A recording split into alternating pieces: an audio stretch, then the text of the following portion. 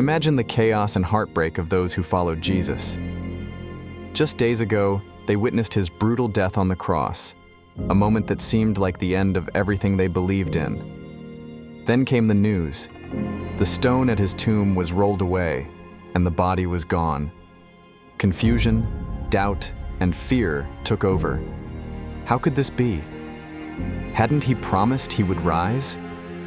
Jesus said in Matthew 16:21, "The Son of Man must suffer many things and be killed, and on the third day be raised to life." But in this turmoil, his followers struggled to hold on to that promise. In Luke 24:13-16, we meet two of Jesus' followers on the road to a village called Emmaus. Now that same day, two of them were walking along the village, about 7 miles from Jerusalem. They were talking with each other about everything that had happened. As they talked and discussed these things with each other, Jesus himself came up and walked along with them. But their eyes were restrained, so that they did not know him. In verse 17, Jesus said to them, "What kind of conversation is this that you have with one another as you walk and are sad?" Then Cleopas answered and said to him, "Are you the only stranger in Jerusalem, and have you not known the things which happened there in these days?" And Jesus said to them, "What things?" Cleopas replied, "The things concerning Jesus of Nazareth, who was a prophet mighty in deed and word before God and all the people, and how the chief priests and our rulers delivered him to be condemned to death and crucified him. But we were hoping that it was he who was going to redeem Israel. Indeed, besides all this, today is the third day since these things happened. Yes, and certain women of our company, who arrived at the tomb early, astonished us. When they did not find his body, they came saying that they had also seen a vision of angels who said he was alive.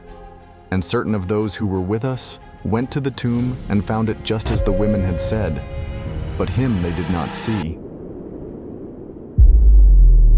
Little did they know, the man they were talking to was Jesus, the resurrected King. But something was restraining their eyes. Jesus listens patiently and then says something surprising, as recorded in Luke 24:25-27. "How foolish you are, and how slow to believe all that the prophets have spoken.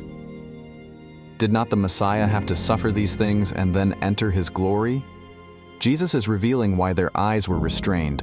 They're relying too much on their understanding and not enough on faith. Faith isn't about seeing everything clearly right away. It's about trusting God's word, his ways, and his timing, even when it doesn't make sense. As they continue walking, Jesus begins to explain the scriptures.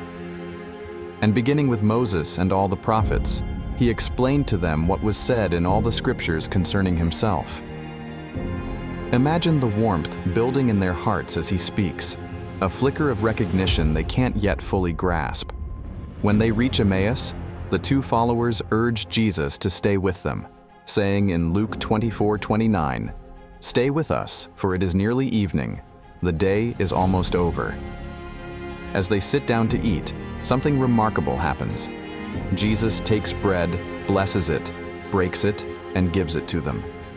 In that moment, as described in Luke 24:30-31, then their eyes were opened, and they recognized him, and he disappeared from their sight. Staring at each other, they express in verse 32, "Were not our hearts burning within us while he talked with us on the road and opened the scriptures to us?" That burning their hearts encountered was ignited by his word. This is what transforms everything. It's a reminder that when we truly sit with God and commune with him, not just hear about him from others, something powerful happens. You see, it's easy to rely on sermons, podcasts, someone else's faith, or your parents' faith. But God desires a personal relationship with each of us. As it says in Jeremiah 29:13, "You will seek me and find me when you seek me with all your heart." When we sit with him, when we consume his word, spend time in prayer, worship, and listen to hear from him, he stirs up a fire in our hearts. It's a fire that changes our hearts, reveals His truth, and compels us to share His goodness. This story doesn't end with these two disciples keeping their encounter to themselves. No, their hearts are too full to stay silent. In verses 33 to 34, it says, "They got up and returned at once to Jerusalem. There they found the 11 and those with them, assembled together and saying, 'It is true, the Lord has risen and has appeared to Simon.'" This is what happens when God sets your heart on fire. You can't help but share His love and truth with the world. The question for us today is this: are our hearts burning for God? Are we seeking Him intentionally and personally? Or are we settling for secondhand faith and secondhand revelation?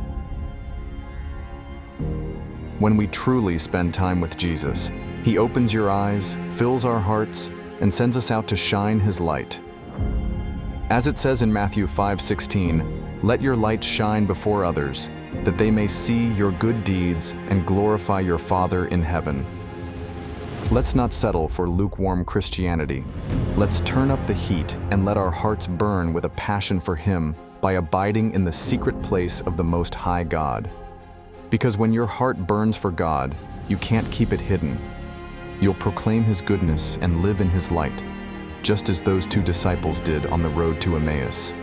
Let's walk that road together. Burning hearts.